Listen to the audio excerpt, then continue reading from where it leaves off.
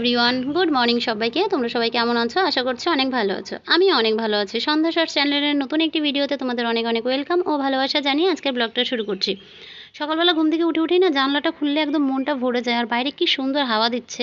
আসলে এখানে অত্যাধিক পরিমাণ গরম জানোই। আর আমার গোপু সোনারা এখনও পর্যন্ত ঘুমোচ্ছে, ওদের আমি এখনও তুলিনি, একটু পরে তুলবো, কেননা আমার কিছু কাজকর্ম আছে সেগুলো সেরে নেব। আর এদিকে ব্রেকফাস্টটা চটজলদি বানিয়ে দিচ্ছি, কেননা বড়মশাইয়ের একটু তাড়া আছে, তো সেই কারণে শর্টকাট খাবার আর কি, সবজি দিয়ে খিচুড়ি আর কি বানিয়ে দিচ্ছি। আর এটা কিন্তু সেদ্ধ চাল না, আতপ চাল দিয়ে বানিয়েছি। আসলে আমি যখন বাড়ি থেকে আসি তখন মা কিছুটা পরিমাণ আতপ চাল দিয়ে দিয়েছিল।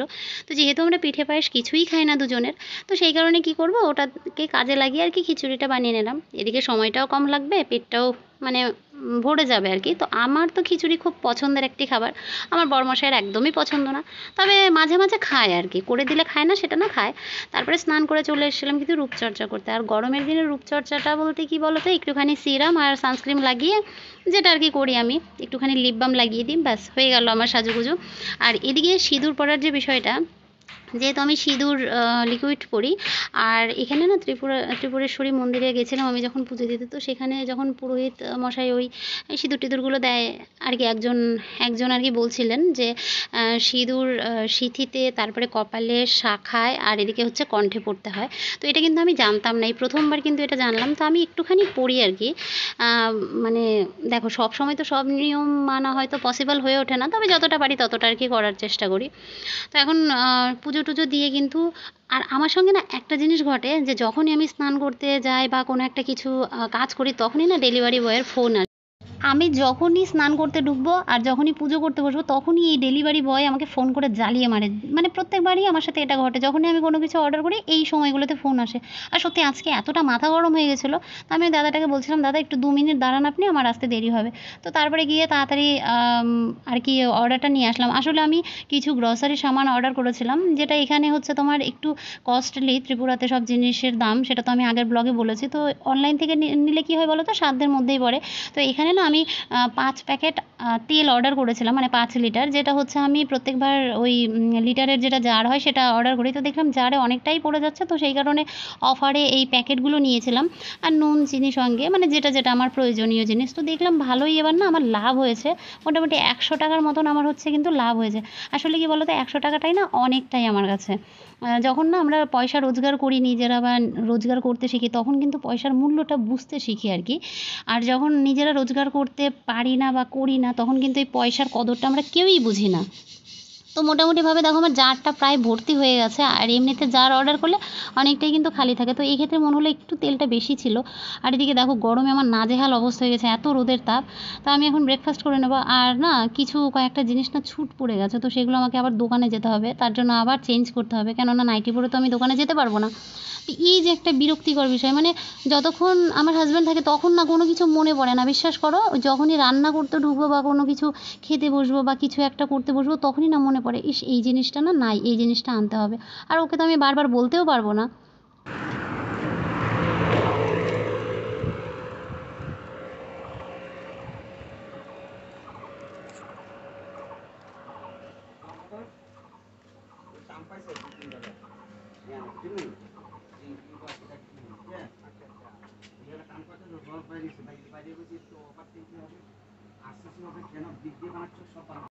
তো যাই হোক, তারপরে তো দেখলেই দোকানে চলে আসলাম, আর এদিকে দোকানে যা যা জিনিস আমার দরকার সেগুলো নিয়ে নিলাম। আর ওই সাইডের দেখো ওপরের দিকের ওই রুমটাতে এখন আমরা থাকি আর কি, এখান থেকে দেখা যায়।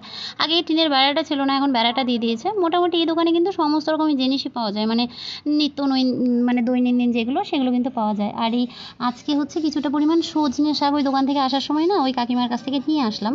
মানে যে বাড়িতে থাকি সেই কাকিমাই দেখলাম গাছের ডালটা না মানে ভাঙছিল, তো ওখান থেকে কিছুটা নিয়ে আসলাম।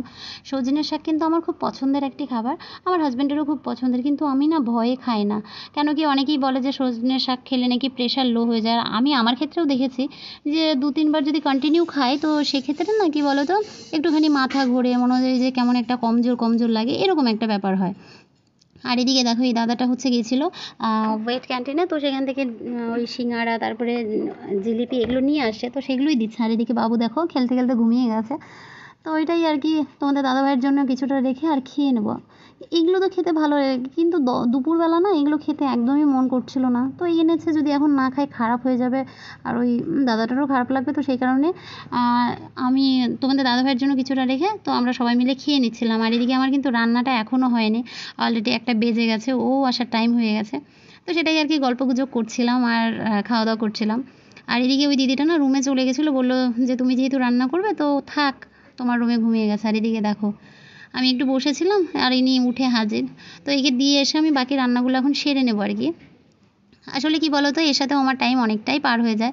আর এইদিকে সজনের শাকটা হচ্ছে একটুখানি রসুন থেঁতো করে দিয়ে আর কি রান্না করব। ভালো লাগে খেতে আর কি, কিন্তু ওই যে বললাম না যে প্রেশারটা লো হয়ে যায় বলে হয়তো ডেলি খাওয়া হয় না। আর গরমের দিনে আজকে যে পরিমাণ গরম পড়েছে, তো সেই কারণে হচ্ছে গরমের দিনে টক ডাল খেতে ভালো লাগে। তো এখানে টক আমি কোথায় পাবো, মানে না আছে আম, না আছে আমার কাছে তেঁতুল। তো সেই কারণে মুসুরের ডালটাই এভাবে সিদ্ধ ডাল বানাবো আর কি।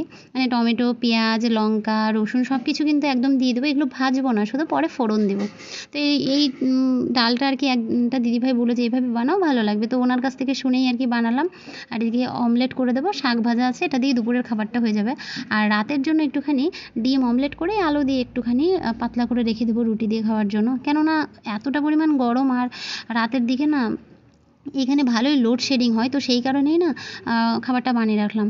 আর এদিকে দেখো আমাদের খাওয়া দাওয়া হয়ে গেছে, তারপরে খাওয়া দাওয়া করে আমি আবার ফ্রেশ হয়ে নিয়েছি। তো ফ্রেশ হয়ে দেখো রুমে জাস্ট বসেছে, আর ওই টাইমে লাইনটা গেল চলে, তাহলে কেমন রাগ উঠে। আর এদিকে দেখো আমি তোমাদের দাদাভাইকে বলেছিলাম চেয়ারটা একটু আনতে, তো লেট হয়ে গেছে, সেটাই আর কি আমি বলছিলাম। মানে 2টো চেয়ার আনতে বলেছিলাম, ও একটা নিয়ে আসে, তো বলছে একটাতেই বসবে। একে তো গরম, তারপরে যদি এরকম কথাবার্তা বলে না আরও মাথাটা গরম হয়ে যায়। তো এই জায়গাটায় না বেশ ভালোই আর কি হাওয়া লাগছে, তো একটুখানি বসেছিলাম। মানে দুপুরের দিক থেকে কারেন্ট যায়, ওই 3টের সময় করে কারেন্ট যায়, আর রাত 8টা সাড়ে 8টা অবধি কারেন্ট থাকেই না।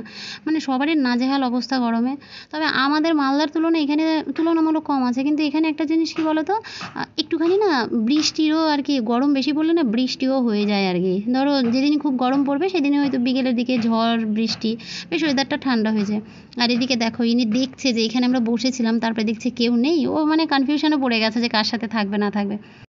আর এদিকে বলতে না বলতেই কিন্তু বাইরে বৃষ্টি শুরু হয়ে গেছে। আর যেহেতু আমার হাজব্যান্ড গেছিলো একটুখানি বাজারে, তো ও কোনো রকমে আর কি রুমে ঢুকেছে, তারপরে বৃষ্টি শুরু হয়ে গেছে। আর এদিকে নিয়ে এসেছিলো পাটের শাক, আর পাটের শাকটা আমি এভাবেই জলের মধ্যে ডুবিয়ে রাখি, কেননা আমার কাছে তো ফ্রিজ নেই, তো এইভাবে রাখলে না শাকটা টাটকা থাকবে। আর এদিকে দেখো এতটা পরিমাণ ঝড় আর বৃষ্টি, সবে বাজে কিন্তু ওই 6টা 10 মতন, মনে হচ্ছে রাত্রি 8টা বেজে গেছে। তো যাই হোক, এখানকার একটা জিনিস আমার ভীষণ ভালো লাগে, যে দিনে যাই থাকুক না কেন, যতটাই টেম্পারেচার থাকুক না কেন, রাতের দিকে কিন্তু ওয়েদারটা বেশ ঠান্ডা হয়ে যায়। আর যেদিন একটু বেশি পরিমাণ গরম পড়ে সেই দিন কিন্তু ঝড় বৃষ্টি হবেই, এরকম আর কি এখানকার ওয়েদার।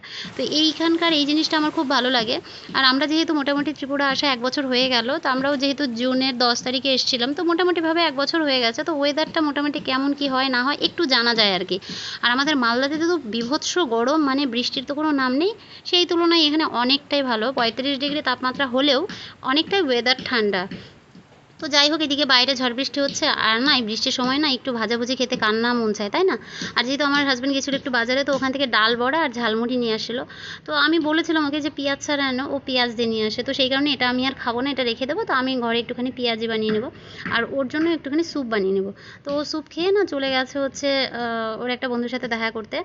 আর আমি এদিকে হচ্ছে কিছুটা পরিমাণ পেঁয়াজি ভেজেছিলাম আর সঙ্গে স্যুপ। কিন্তু এই স্যুপটা না খেতে একদমই বাজে। আগে একটা এনেছিল সেটা ভালো ছিল, তো আমি ভেবেছিলাম সেটার টেস্ট আর এটার টেস্ট সেম হবে, কিন্তু এটা আলাদা, ভালো লাগছিল না অত খেতে।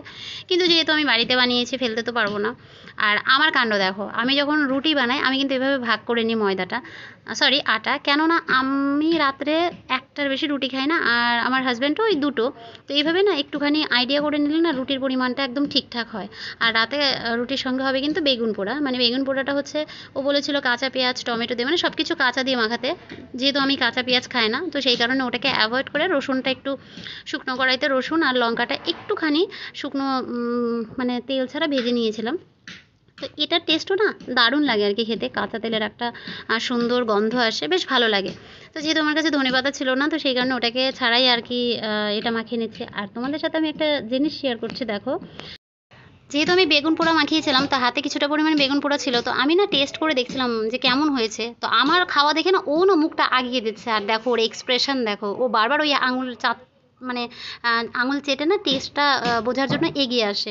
মানে এখনকার বাচ্চারা সত্যি এত ফাস্ট, মানে কি বলবো।